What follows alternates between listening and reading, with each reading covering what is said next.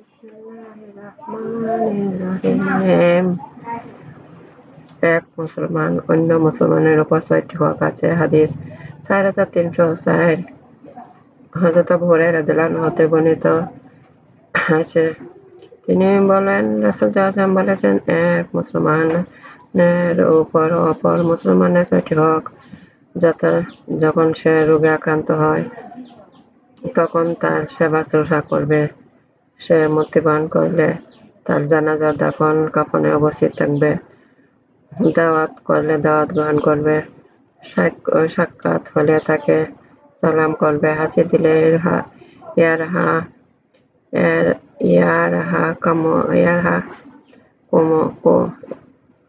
ইয়ারহামুকাল্লাহ বলে উহার জবাব দিবে এবং উপস্থিত ও অনুপস্থিত উভয় অবস্থার জন্য কল্যাণ কামনা করবে।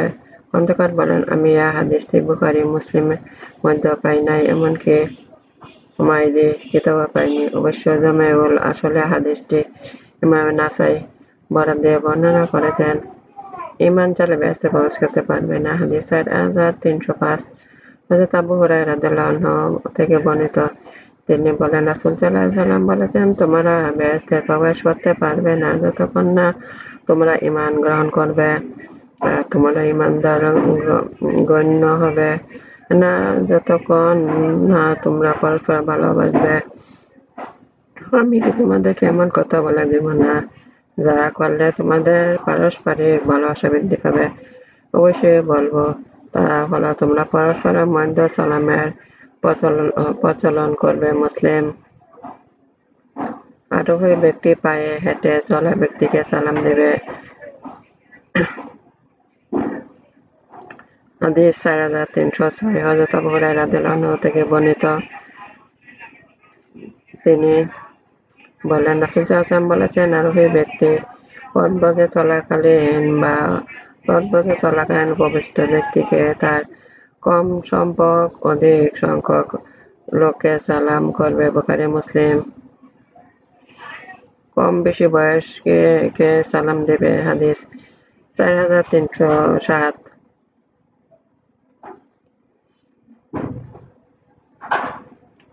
হযরত আবু হুরায়রা রাদিয়াল্লাহু আনহু থেকে বর্ণিত আছে, তিনি বলেন, রাসূল সাল্লাল্লাহু আলাইহি ওয়াসাল্লাম বলেছেন, কম বয়সী বয়োজ্যেষ্ঠকে পথ অতিক্রম উপবেষ্টিকে এক কম সংখ্যক অধিক সংখ্যক সালাম করবে। বুখারী ও মুসলিম। আল্লাহর আকৃতিতে আদম আলাইহিস সালামকে সৃষ্টি করেছেন। হাদিস ৪৩০৮।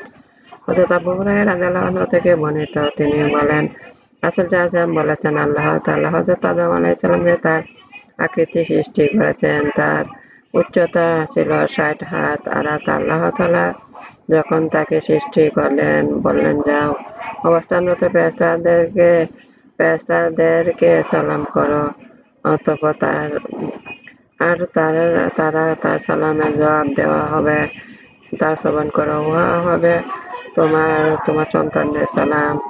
যখন তিনি গিয়ে বসলেন, আসসালামু আলাইকুম, তার জবাবে বললেন, আসসালামু আলাইকা ওয়া রাহমাতুল্লাহ। রাসূলুল্লাহ সাল্লাল্লাহু আলাইহি ওয়াসাল্লাম বললেন, তারা ওয়া রাহমাতুল্লাহি অংশটি বৃদ্ধি করলেন। অতঃপর তিনি, প্রত্যেক ব্যক্তি যে বেহেশতে প্রবেশ করবে সে হযরত আদম আলাইহিস সালামের আকৃতির হবে এবং তার উচ্চতা হবে ৬০ হাত। তখন থেকে সৃষ্টিকুলের উচ্চতা অদ্যাবধি ক্রমাগত হ্রাস পেয়ে আসছে। বুখারী মুসলিম। সালাম প্রদান করে উত্তম কাজ। হাদিস ৪৩০৯। হযরত আব্দুল্লাহ ইবনে আমর রাদিয়াল্লাহু আনহু থেকে বর্ণিত, নিশ্চয়ই এক ব্যক্তি রাসূল সাল্লাল্লাহু আলাইহি ওয়াসাল্লাম জিজ্ঞেস করল, কোন ইসলাম উত্তম? তিনি বললেন, কানা কাওয়ালে, এবং যাকে চিনো সবাইকে সালাম করা। বুখারী ও মুসলিম।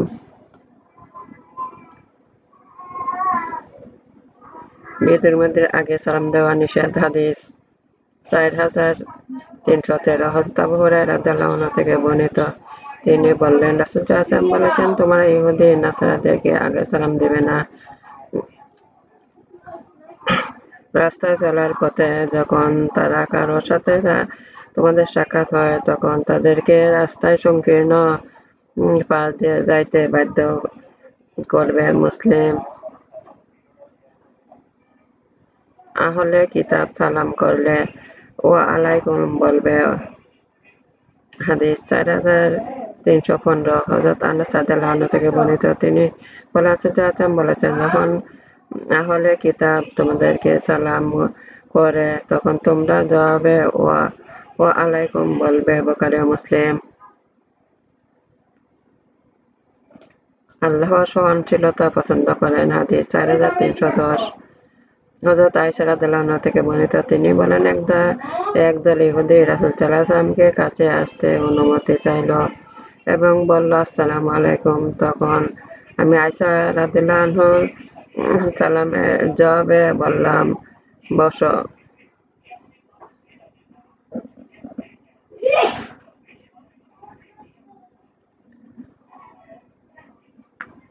ওয়ালাইকুম সালাম ওয়াল লানাত, অর্থাৎ বরং তোমাদের শীঘ্রই মৃত্যু হোক এবং আল্লাহ অভিশাপ তোমাদের উপর বর্ষিত হোক। তখন রাসূল সাল্লাল্লাহু আলাইহি ওয়াসাল্লাম বললেন, আয়েশা, আল্লাহ সহনশীল, তিনি প্রত্যক্ষ কাজে সহনশীল কাজে পছন্দ করেন। তখন আমি বললাম, আপনি কি শুনেন নাই তারা কি বলেছিল? তিনি বললেন, আমরাও তো তাদের জবাবে ওয়া আলাইকুম বলেছি। অতঃপর অপর এক রিওয়ায়াতে বলে আলাইকুম রয়েছে, অর্থাৎ 871 অক্ষরটি উল্লেখ করে নাই। বুখারী ও মুসলিম। বুখারী অপর এক বর্ণনার আছে, তিনি হযরত আয়েশা রাদিয়াল্লাহু আনহা বলেন, একবার ইহুদী রাসূল সাল্লাল্লাহু আলাইহি ওয়াসাল্লামের খেদমতে আসলো, বলল, আসসালামু আলাইকুম। উত্তর রাসূল সাল্লাল্লাহু আলাইহি ওয়াসাল্লাম বললেন, ওয়ালাইকুম।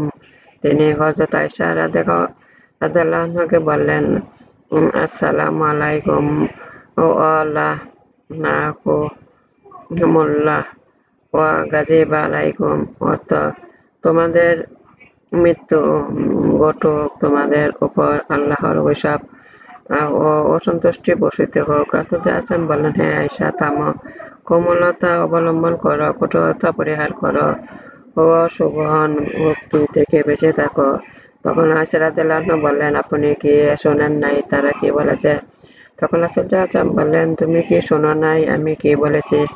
আমি তো তাদের বাক্য তাদের উপর ফিরিয়ে দিয়েছি এবং জেনে রাখো, আমার দোয়া তাদের বিরুদ্ধে গৃহীত, কিন্তু আমার উপর তাদের দোয়া অগৃহীত।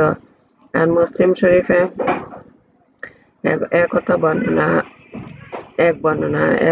উল্লেখ করেছে, রাসূল সাল্লাল্লাহু আলাইহি ওয়াসাল্লাম বলেছেন, হে আয়েশা, তুমি অশ্লীল বাক্য উচ্চারণকারিণী হইও না, কেননা আল্লাহ তাআলা অশালীন বাক্য ব্যবহারের আদৌ পছন্দ করেন না।